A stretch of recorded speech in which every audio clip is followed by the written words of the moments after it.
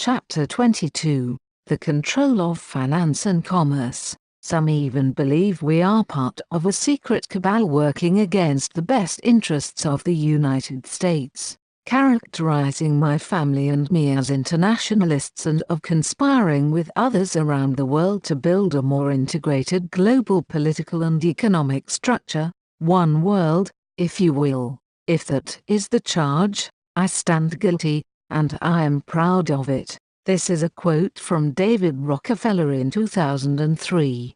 In 2011, 3 scientists at the Swiss Federal Institute of Technology in Zurich began a study to look at the interconnections of individuals across the world in the finance and commerce industries. They found that by combining mathematics used to model natural systems with comprehensive corporate data, they traced the ownership to the transnational corporations. From a database of 37 million companies and investors, the Swiss team constructed a model of which companies controlled others through shareholding networks, coupled with each company's operating revenues, to map the structure of economic power. Author Jim Mars wrote that shockingly, the study confirmed their worst fears of conspiracy theorists and the Occupy Wall Street protesters, as their analysis of the relationship among 43,000 transnational corporations identified a relatively small group of companies,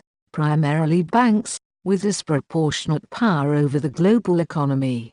New Scientist reported on the study and said that the work, to be published in PLOS One, revealed a core of 1,318 companies with interlocking ownerships. Each of the 1,318 had ties to 2 or more other companies, and on average they were connected to 20 feet. What's more, although they represented 20% of global operating revenues, the 1,318 appeared to collectively own through their shares the majority of the world's large blue-chip and manufacturing firms, the real economy, representing a further 60% of global revenues. The study also found that a superentity of 147 even more tightly knit companies, all of their ownership was held by other members of the superentity, that controlled 40% of the total wealth in the network.